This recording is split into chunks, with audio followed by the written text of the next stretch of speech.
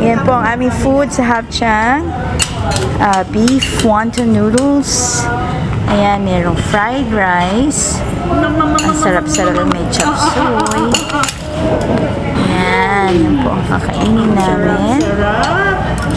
Si Lola, si Krista, si Mama Velma, and si Vincent Pongpong nakain ng kain. Hello, Pongpong. Oh, kain ka na. Wow. Give so much. Ano to? Shrimp dumpling? Ay, to order na. Tsaka chicken.